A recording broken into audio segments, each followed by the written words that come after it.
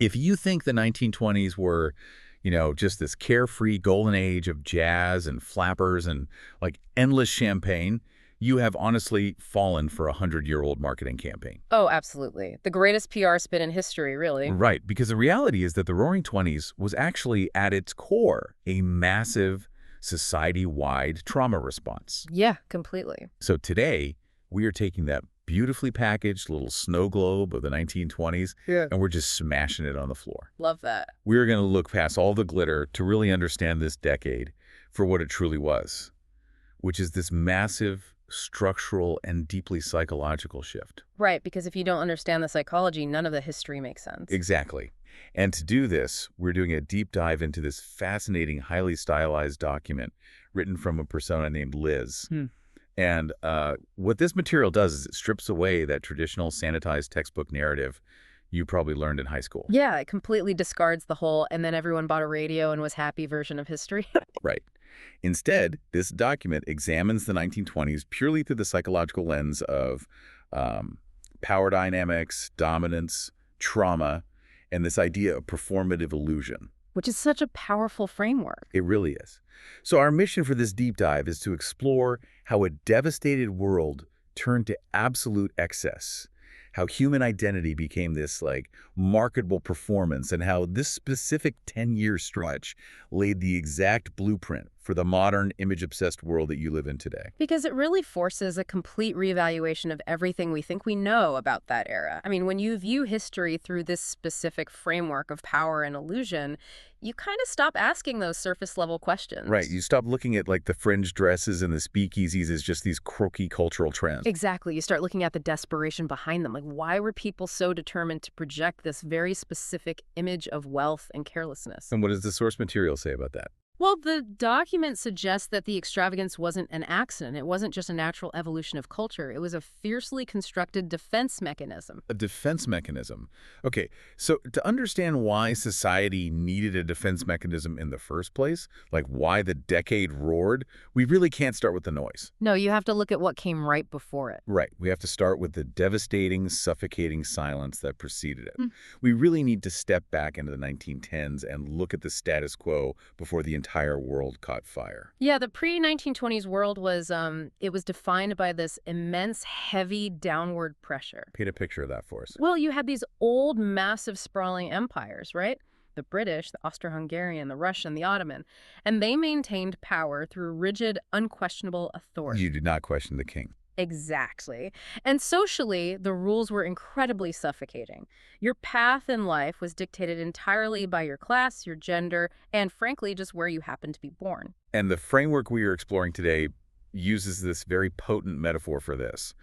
It says people were basically expected to act like mice. Yes, mice, which means you keep your head down. You stay quiet. You don't draw attention to yourself, you just play the role you were assigned, because society heavily rewarded humility, restraint, and the strict adherence to tradition. Right, and the architects of that society, so the monarchs, the governments, the religious institutions, they projected this aura of absolute, infallible competence. Oh, total competence. They essentially demanded your obedience, and in exchange, they promised you order and protection. But then comes World War I. Right. The shattering. Which the text literally calls the ultimate power reset. And the sheer scale of the destruction completely shatters that promise of protection. Completely vaporizes it. I mean, we are talking about millions dead. Right. Global economies just turned to ash, and a level of mechanized slaughter that human beings hadn't even really conceptualized before. Yeah, the respectable, proper world proved in literally the most horrific way imaginable that it couldn't even protect itself, let alone the citizens it was demanding all this obedience from. Right. And the tragedy is that the people who followed all the rules, the ones who played the role of the mice like we talked about, they were the ones sent directly into the meat grinder of the trenches. Let's put this into a modern perspective for a second, because I think it's hard for us today to grasp the psychological betrayal of that moment. It's massive. It is. So imagine an elite heritage bank where your family has deposited its life savings for generations. Right. And this bank is housed in this massive marble building. The tellers wear pristine suits. The managers project total infallible financial security. You trust them completely. Completely. You never question their investments. Then one morning, you are walking down the street and you see the bank is on fire. Wow. The doors are chained shut. The vault is completely empty. And you literally see that impeccably dressed bank manager fleeing out the back alley with whatever cash he could stuff into his pockets. That is a visceral image. Right. But it's not just that the bank failed. Yeah. It's that the illusion of their competence is violently destroyed. Mm. And it takes your entire sense of security down with it. You aren't just angry in that moment. You are fundamentally untethered. That captures the psychological freefall of the 1910s perfectly, Hmm. because when authority embarrasses itself that profoundly and takes your security down with it, people simply stop asking for permission. They just stop caring about the rules. Exactly. The prevailing emotion immediately following the armistice, at the end of the war, it wasn't joy. Really. Not relief. I mean, maybe briefly, but people weren't just throwing their hats in the air and going, oh, wonderful, back to normal. The dominant emotion was this deep, haunting emptiness and profound betrayal. Wait, I have to push back on this a little. Okay, go ahead. Is it really fair to attribute the entire cultural explosion of the 1920s solely to a trauma response? I mean, people were getting cars, they were getting radios, movies are becoming this huge deal. True, yeah. So doesn't some of the roaring just come down to people having cool new toys and wanting to enjoy themselves after a really bleak period? Like, sometimes a party is just a party, right? Well, the technology certainly facilitated the party, I'll give you that. But the intensity of the indulgence, the reckless velocity of it, that points to something much darker. How so? Liz makes this fascinating point in the source material. If you are pushed right to the edge of death, and you witness the utter collapse of everything you trusted, you do not come back from that wanting a quiet, measured life. Oh, I see. Moderation feels like a lie at that point. You come back wanting to feel alive at absolutely any cost. So you want to consume everything you can before someone inevitably takes it away again. Yes. It is a desperate, almost aggressive reclamation of control. If the 1910s taught them that their lives could be mercilessly discarded by men sitting in taluses, the 1920s response was to seize control of their own narrative. So the extravagance, the drinking, the frantic dancing, it wasn't just carefree joy. No, it was trauma turning into spectacle.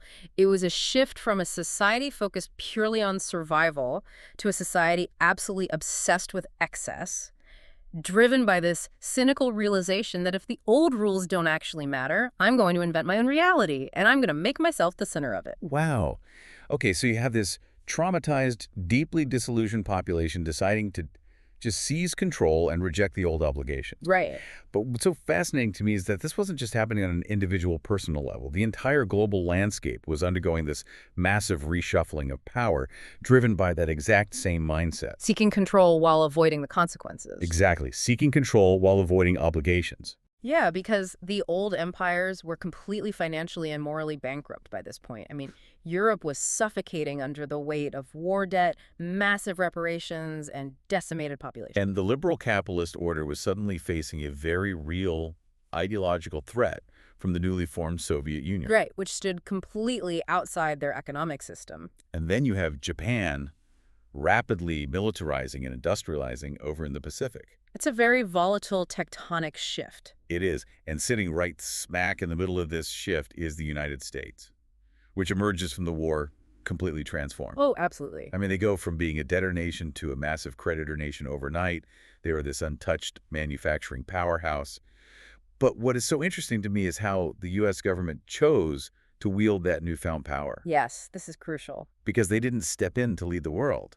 They adopted this bizarre stance of, like, selective distance. Yeah, the American posture was just full of glaring contradictions. They clearly recognized their economic dominance, but they were absolutely terrified of being dragged back into European conflicts. So they just flatly refused to join the League of Nations. Exactly. They rejected the entire concept of collective security. Yet, simultaneously, they were aggressively trying to manage global affairs through these back channels and through financial leverage. We see this so clearly with the Dawes Plan in 1924, which is such a perfect example of this financial illusion. Let's break down how this actually worked for the listener, because honestly, it sounds like a massive shell game. Oh, it was an international house of cards. So here's the setup. Germany was crushed by the reparations demanded by the Treaty of Versailles. Their economy collapsed into brutal hyperinflation. This is where you see those famous photos of people taking actual wheelbarrows full of cash just to buy a single loaf of bread. Yes, exactly that. Yep. So because Germany couldn't pay France and Britain couldn't pay back the massive war loans that they owed to the United States. Okay, so the whole global economy is basically gridlocked. Right. So to fix this without actually taking on any political responsibility, the U.S. steps in with the Dawes Plan. And here's what happens. American Wall Street banks loan massive amounts of money to Germany. Okay. Germany takes that American money and gives it to France and Britain as their required reparation payments. Right.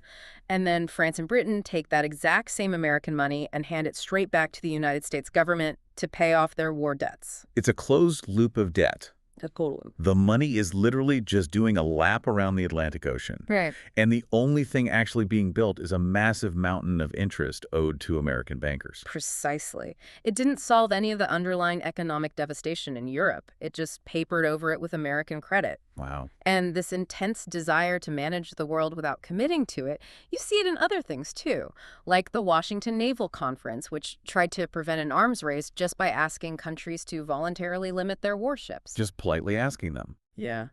But the absolute peak of this psychological wishful thinking has to be the Kellogg-Briand Pact of 1928. Oh, I find the Kellogg-Briand Pact endlessly fascinating because of how incredibly naive it seems in hindsight. It really does. I mean, this was a treaty signed by all the major world powers that literally outlawed war as an instrument of national policy. Just made it illegal. Yeah, they just decided, hey, we're going to write down on a piece of paper that war is illegal, and everyone's just going to promise not to do it anymore. It reveals everything you need to know about the psychology of the era. Because these treaties, they weren't built on hard enforcement mechanisms. There were no mutual defense guarantees. So it's all just for show. Exactly. The U.S. wanted to project supreme influence. They wanted to control the room, but avoid the terrifying obligations of actually maintaining global peace.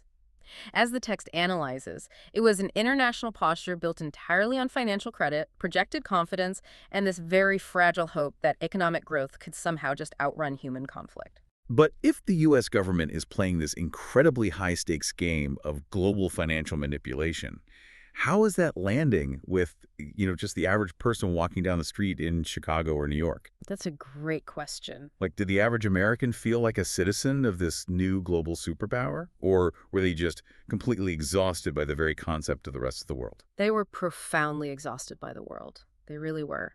That national desire to reap all the benefits while avoiding the costs, it translated perfectly down to the individual American consumer. They just turned their focus inward. Yes.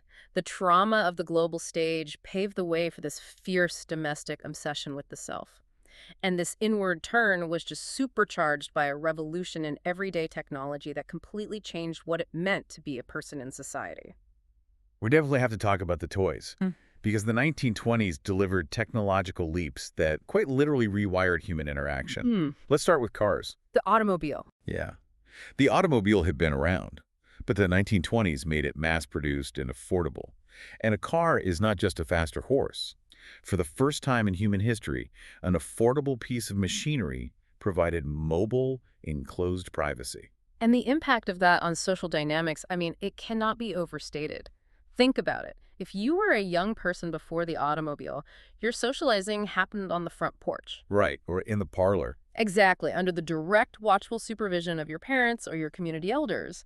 But the car severs that watchful eye. You could just get in a Model T and physically drive away from your assigned social structure. It completely transformed dating, courtship, youth independence, all of it. It's basically the physical manifestation of running away from the old rules. Yeah, exactly. And while cars changed how people moved through physical space, the radio changed how they existed in psychological space. Because the first commercial radio broadcast happens in 1920. Right at the start of the decade. Right. And prior to this, information traveled basically as fast as a train could carry a newspaper. Suddenly, you have a technology that creates a simultaneous national audience. The radio synchronized the country. You had millions of people sitting in isolated living rooms across this massive continent, and they were suddenly hearing the exact same voice. Laughing at the exact same joke. Right, listening to the exact same jazz band at the exact same second. It birthed the entire concept of mass culture. And then you add the visual element to that with motion pictures. Movies took this newly synchronized culture and made glamour reproducible. You Yes. didn't have to be born into high society anymore to know what high society actually looked like. You could sit in a dark theater, watch a silent film, and meticulously study the fashion. You could study the posture, the exact way a star held a cigarette. You could study the performance of wealth and sophistication, but, and this is key, this creates a massive tension. Well, the culture is constantly broadcasting these images of glamour and speed and luxury, and people are desperate to participate. They want to perform this new identity. But the reality is, most people did not have the actual cash lying around to buy a car and a radio and a brand new wardrobe. Which brings us to the dark magic of the 1920s economy. And honestly, probably the most critical parallel to our modern world, installment credit. Oh, this is a seismic pivot point in economic psychology, truly. Because for centuries, going into debt for consumer goods was viewed as a severe moral failing. It meant you couldn't provide. Exactly. Debt was a desperate last resort. But in the 1920s, advertisers and financiers successfully rebranded debt. They made it acceptable. More than acceptable. It wasn't a moral failure anymore. It was a modern convenience. It was a tool for the aspirational class. Buy now, pay later just exploded across the entire country. But the text makes this incredible point about this. When people bought a radio on an installment plan, they weren't just financing a piece of wooden furniture with wires in it. What were they actually buying? They were buying a future version of themselves. Yeah. They were literally wagering their future labor to construct a present image. They were taking out a loan to perform a status that they hadn't actually achieved yet. Yeah, and this leads to what is arguably the core philosophical shift of the decade. Hmm. For almost all of human history prior to this, your identity was an assigned trait. Right. It was handed to you by your birth, your family's social standing, the town you lived in, you were who you were born to be, and everyone in your community knew it. Right. But in the 1920s, fueled by this mass media and cheap credit, identity became something you performed. Yes. Reality became optional. Image became the primary currency. The translation from the Liz persona in our source is incredibly sharp on this point. It says, if you look powerful long enough, people start treating you like you are. Fake it till you make it. Exactly. If you wear the fashionable clothes you bought on a payment plan, if you drive the right car, if you mimic the exact cadence of the movie stars, you can essentially invent a new self out of thin air. You can curate your entire existence. Okay, if I can pull a modern analogy here, because it is impossible for me not to see it. Please do. This sounds exactly like the economy of social media influencers today. Oh, wow. Yes. Think about someone who rents a luxury car for an hour, buys all these designer clothes on a massive credit card balance, and takes hundreds of photos to project this hyper-successful lifestyle online. Right, but they don't actually own the wealth. Exactly. But by projecting the image of wealth, they hope to attract the opportunities that eventually make it real. And they are absolutely terrified of falling out of respectability, of not appearing successful in this online performance economy. That is a flawless parallel. The 1920s consumer was doing the exact same thing. They were just using streetcars and department store layaway instead of Instagram and ring lights. Wow. And think about what happens when an entire society engages in this behavior. It generates an immense, invisible undercurrent of anxiety. Because the facade could drop at any second. Exactly. When your identity isn't rooted in who you are, but rather in what you can afford to project, you are constantly monitoring how you are perceived. You become hyper-aware of the debt you are carrying, just to maintain the facade. The performance never stops, which means you can never, ever truly relax. So we have all these consumers out there wildly testing the limits of these newly performed identities, seeing exactly how far their credit can stretch. But while this cultural explosion is happening, the government and traditional institutions are not just sitting back and applauding. Oh, definitely not. They are aggressively trying to maintain control over a society that feels like it's rapidly slipping through their fingers. Yeah, the political backdrop of the 1920s is often completely overshadowed by the cultural noise, right? But it's crucial for understanding this friction. The decade was governed by what we call the normalcy presidents. So that's Warren G. Harding, Calvin Coolidge, and Herbert Hoover. Right, and in 1920, Harding literally campaigned on a promise to return to normalcy. Which was a direct appeal to a public that was completely exhausted. I mean, they were tired of the intense moral crusades of the progressive era. They were tired of Woodrow Wilson's lofty internationalism, and they were traumatized by the war. They just wanted things to be quiet and predictable. Exactly. And Coolidge perfectly embodied that desire for restraint. His famous quote, The chief business of the American people is business really sums up the era. Very managerial. Purely managerial. The political goal wasn't heroic transformative leadership. The focus was on enabling corporate growth and rolling back regulations. But, and this is important, beneath this veneer of calm, business-friendly efficiency, there was often deep systemic rot. Let's look at the Teapot Dome scandal under the Harding administration because it perfectly illustrates this rot. Most people vaguely remember the name Teapot Dome from like a high school history class, but how did it actually work? Why was it so significant? The mechanics of Teapot Dome are a classic example of old hierarchies using modern systems for personal enrichment. So the federal government had designated certain oil reserves in Wyoming, specifically at Teapot Dome, and in California, for the exclusive use of the U.S. Navy. So it was literally a matter of national security. Exactly. But Harding's Secretary of the Interior, Albert Fall, managed to get control of these reserves transferred from the Navy to his own department. And then he quietly leases these incredibly valuable public oil fields to private oil tycoons without any competitive bidding whatsoever. Right. And in exchange, Fall received hundreds of thousands of dollars in loans, which were essentially massive bribes delivered in literal black bags. Just cash in bags. Unbelievable. When it all finally unraveled, it completely shattered the public's faith in the government's managerial competence. It revealed that this supposedly sleek, modern administration of business was, in reality, just corrupt men enriching their friends at the public's expense. It's the performative illusion all over again. The government is performing the role of the steady, ethical manager, while behind the curtain, it's just a massive cash grab. Yeah. And this brings us to the great paradox of the 1920s. You have a decade defined by violent friction. Simultaneously, you have massive, liberating movements pushing society forward, colliding directly with incredibly harsh, cruel crackdowns trying to pull it backward. Oh. Let's unpack the liberation side first. Okay, well, the most visible structural change is obviously the ratification of the 19th Amendment in 1920. Guaranteeing women the constitutional right to vote. Yes. Which was the culmination of decades of grueling activism. But alongside that political victory came this massive cultural shift. You have the rise of the flapper, which the source material brilliantly describes as rebellion in heels. When you look at the flapper aesthetic, the Yeah. chopped off bob haircuts, the flattened silhouettes, the much shorter skirts, it wasn't just a fun fashion trend. It was a deliberate rejection of those restrictive, physically suffocating Victorian garments that literally bound women's bodies. Absolutely. It was women realizing they could actually control their own presentation. They were smoking in public, drinking in speakeasies, driving cars. They were demanding to take up space in a society that previously required them to just be invisible. They were seizing aesthetic and social power, even if broad structural and economic equality was still a long way off. But, as history shows us, whenever a marginalized group seizes power, the establishment reacts. And the restrictions implemented in the 1920s were incredibly brutal. The government was terrified of the shifting demographics of the country. This fear manifests directly in the Immigration Act of 1924. This wasn't just some minor policy tweak, this was a fundamental slamming of the door. How did the architects of this law even justify it? Well, they justified it through the lens of racial engineering. The Immigration Act established these incredibly severe national origins quotas, and the formula was specifically designed to heavily favor immigrants from Northern and Western Europe, places like Great Britain and Germany. While drastically cutting off immigration from Southern and Eastern Europe. Yes, specifically targeting Italians, Jews, and Slavs.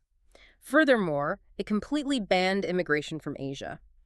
The underlying explicit logic was that the United States needed to preserve its quote-unquote ideal ethnic composition against the influx of these undesirable populations. And what's truly chilling to me is how this intense desire for control and engineering extended inward toward American citizens under the guise of science. We have to talk about the 1927 Supreme Court case, Buck v. Bell. Yes. Because this is where the facade of modernity turns horrifying. Now, to be clear to the listener, we are exploring this through the historical perspective provided by our source document, but the facts of the case are stark. Buck v. Bell is undoubtedly one of the darkest moments in American legal history. The case centered on a young woman named Carrie Buck who was committed to a state institution in Virginia, and the state sought to forcibly sterilize her under a law that allowed the sterilization of people deemed feeble-minded or socially inadequate. And the Supreme Court, the highest legal authority in the land, upheld this law. They did. Oliver Wendell Holmes Jr., one of the most celebrated justices in history, wrote the majority opinion. And his logic wasn't based on justice. It was based on cold, calculated efficiency. He essentially argued that it was better for society to prevent unfit people from reproducing than to let them drag down the state. He famously wrote, "3 generations of imbeciles are enough." It's sickening to read. It is. And the eugenics movement in the 1920s wasn't some fringe conspiracy. It was endorsed by the scientific establishment, elite universities, and the legal system. It was the ultimate horrific manifestation of the decade's obsession with management.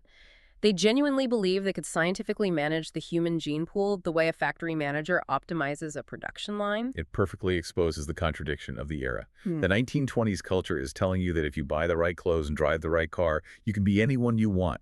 You have ultimate freedom to perform your identity. But simultaneously, the state is arguing that it has the ultimate right to determine whose biology is even allowed to exist. We also see this selective expansion of rights with the Indian Citizenship Act of 1924. Yeah, so the federal government ostensibly granted citizenship to Native Americans born in the U.S. It looks like progress on paper. But in practice, In practice, the reality was entirely different. The federal government left actual voting rights up to the individual states. And many states, especially out in the West, used absolutely every legal maneuver possible to aggressively obstruct Native Americans from actually casting a ballot for decades to come. so the overarching message from the authorities is basically, we are expanding democracy and modern freedom, but only for a very specific, carefully curated group of people. Everyone else will be heavily restricted, deported, or biologically managed. That sums it up perfectly. But there is one area where the government tried to exert total control over the entire population, regardless of class or race, and it backfired in the most spectacular way imaginable. Prohibition. Prohibition. The 18th Amendment, also going into effect right at the start of the decade in 1920. The federal government amends the Constitution to make the manufacture, sale, and transportation of intoxicating liquors completely illegal. And American society, collectively, looks at the government and basically says, watch me. This is where Liz's psychological insight is razor sharp. The core principle at play here is that the more aggressively an authority tries to control a human desire, the more incredibly seductive that desire becomes. Because Prohibition didn't eliminate drinking, not even remotely. No, of course not. It just eliminated the legal regulation of it. But let's look at the psychology of how it changed drinking. Before 1920, the saloon was largely a working-class, male-only environment.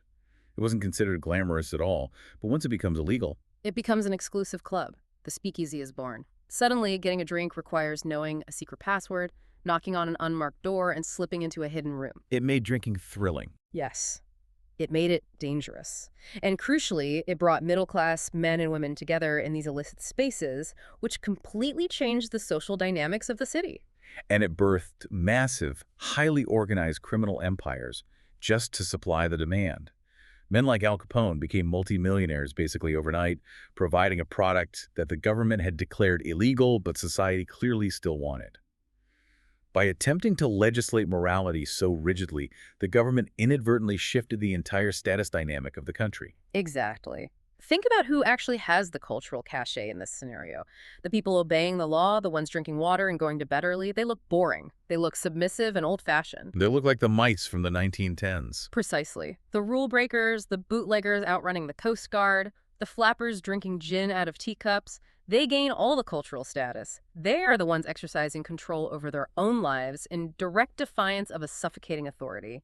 The illusion of governmental control actively bred a culture of sophisticated rebellion. So if you are a middle-class urbanite or a rule breaker testing out your new performed identity in a speakeasy, you are thriving. The illusion is really working for you. But what about the people the rules were specifically designed to keep down? Right. Because the 1920s was broadcasting this incredible fantasy of wealth and modern speed. But the invitations to that party were strictly limited. We really have to look at the dark underbelly of this economic boom. Yeah, the glittering image of the decade was highly curated, and the prosperity was shockingly uneven. The foundation beneath the jazz clubs was literally crumbling. While the middle and upper classes in the cities were buying radios and financing cars, the rural backbone of the country was in absolute freefall. Let's explain why that happened. Yeah. Because if the economy was booming, why were farmers failing so spectacularly? It goes right back to the war. During World War I, the U.S. government heavily subsidized agriculture to feed Europe. Farmers were encouraged to produce as much as humanly possible. So they took out loans. Massive loans to buy more land and these new mechanized tractors. But when the war ended and European agriculture eventually recovered, the global demand just plummeted. And the U.S. government subsidy stopped. Immediately, the bottom completely fell out of the agricultural market. So you have a situation where a farmer in the Midwest is suddenly getting a fraction of the price for a bushel of wheat, but his mortgage payments on that new land and tractor haven't changed at all. He has 1910's debt and 1920's prices. Rural America basically spent almost the entire decade in a severe economic depression. Imagine the profound psychological dissonance of that. Yeah. You're a farmer watching your generational livelihood just evaporate. You are losing the land. And yet when you turn on the radio or look at a magazine, all you hear about is the booming stock market, the new luxury cars, the endless parties in New York. It would make you crazy. Right. You are being told you are living in a golden age of prosperity while you are actively starving. The resentment that builds in that gap, between the performed national reality and the actual lived reality is enormous. And it wasn't just farmers. Industrial workers in the cities were dealing with grueling hours, dangerously unstable wages, and absolutely zero safety net. If a factory slowed down production, or if you got injured on the line, your family survival was instantly at risk. And then we have to examine the incredibly brutal duality of race relations during this era, because it really highlights the ultimate contradiction of 1920s freedom. On one hand, you have the Great Migration. Millions of Black Americans are moving from the violently oppressive South to northern and Midwestern cities, and this demographic shift leads directly to the Harlem Renaissance. And the Harlem Renaissance was a profound, explosive triumph of Black art, music, literature, and philosophy. Think of figures like Langston Hughes, Zora Neale Hurston, and Duke Ellington. Iconic. Truly. It was a fierce assertion of dignity and modern Black identity. They were creating high art that commanded global attention, completely refusing to be defined by the subjugation of the past. But that cultural triumph existed in direct, agonizing tension with relentless systemic racial terror. We cannot, and we are not going to, talk about the 1920s without talking about 1921 and the Tulsa Race Massacre. Now, again, we are pulling from the analytical framework of the source here to understand the era's power dynamics. In Tulsa, Oklahoma, the Greenwood District, which was often referred to as Black Wall Street, was one of the wealthiest and most successful Black communities in the United States. They had built their own banks, theaters, luxury shops, and a thriving local economy. But in the span of less than 48 hours, a white mob, deputized and armed by local officials, completely decimated it. They burned 35 square blocks to the ground. They literally dropped explosives from private airplanes.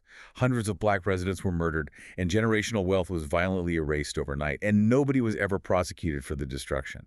It is the ultimate, horrifying proof that the freedom of the 1920s was selective theater.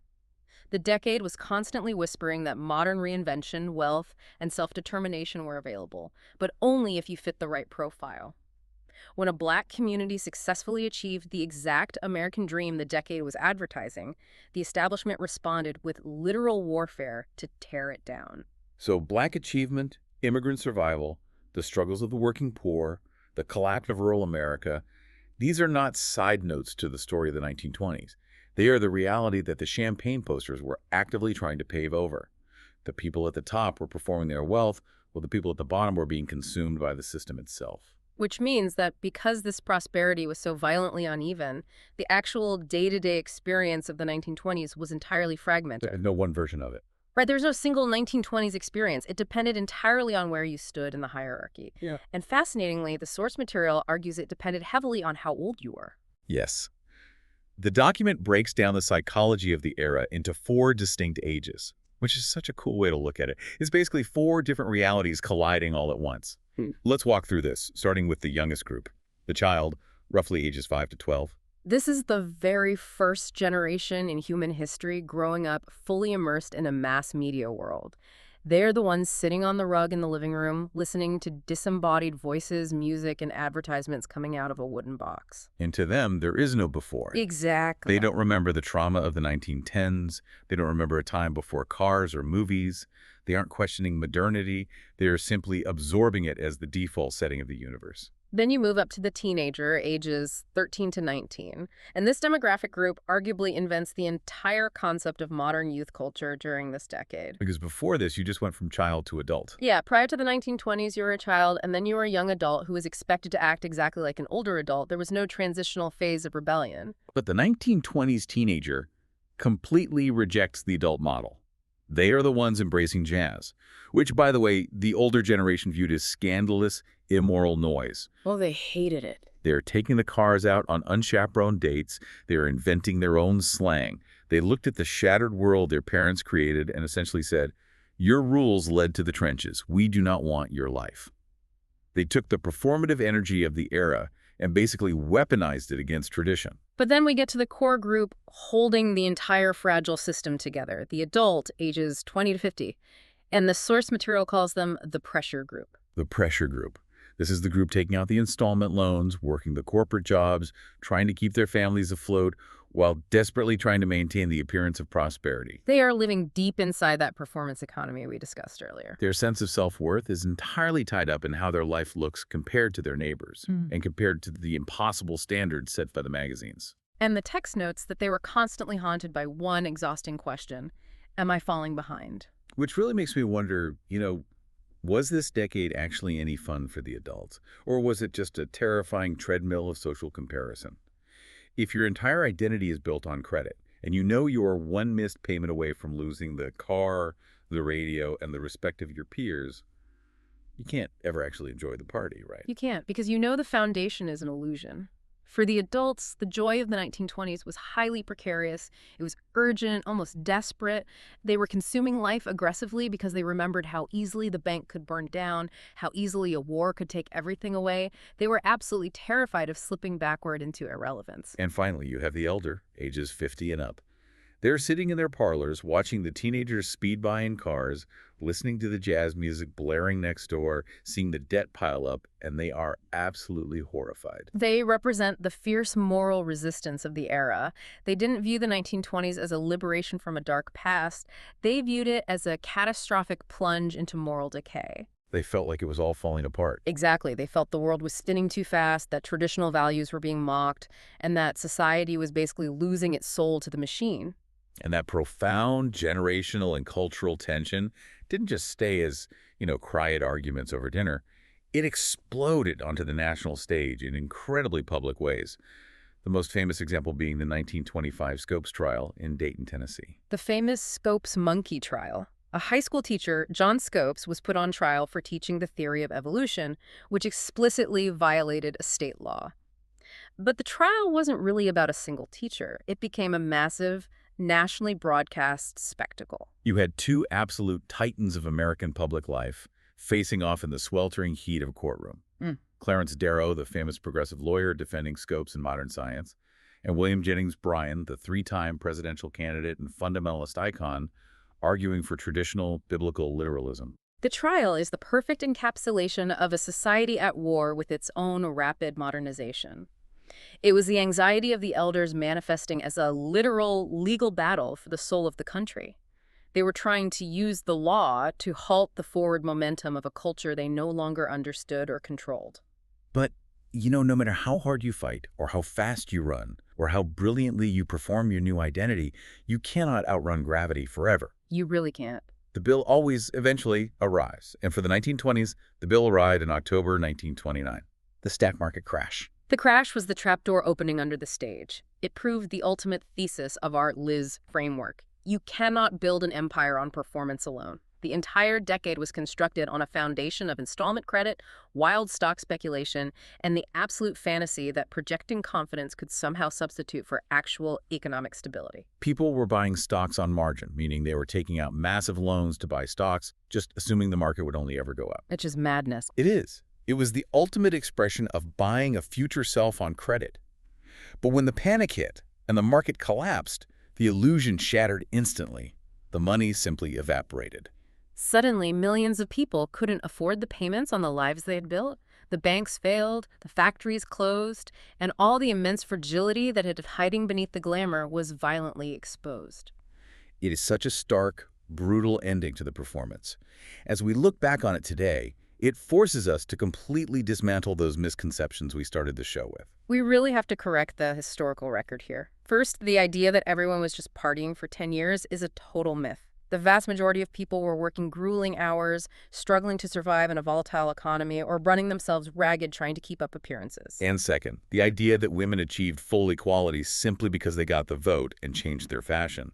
Visibility and aesthetic rebellion did not equate to structural, economic, or legal power. And the biggest misconception of all, that it was a carefree golden age. As we've explored, it was a profoundly anxious era. It was a decade of people wearing confidence as a costume, desperately trying to mask the trauma of the past and the precarity of the present. So what is the true legacy of the 1920s? What did we actually inherit from this decade? We inherited the absolute machinery of modern life. The 1920s permanently modernized our culture. It created the blueprint for celebrity obsession, for a mass media-driven reality where image is the primary currency, and for the agonizing daily scale of constant social comparison. It taught society how to turn human identity into a marketable performance. And that brings us to a final, incredibly provocative thought. A thought inspired by the source material, but looking directly at you, the listener, navigating the world right now. The core lesson of the 1920s is that an identity built purely on performance, illusion, and credit is ultimately destined for a spectacular crash.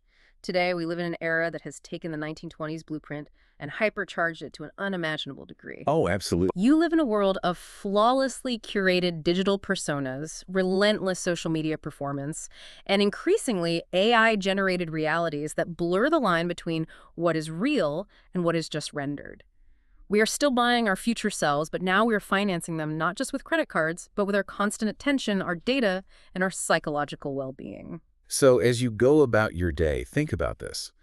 If the digital stock market of our modern attention economy were to crash tomorrow, if the servers just went dark, if the platforms completely vanished, stripping away every single piece of your carefully curated digital armor, who would you actually be underneath the performance? Are you the person you've marketed yourself to be to the world, or are you just like those exhausted adults in the 1920s terrified of what happens when the music finally stops?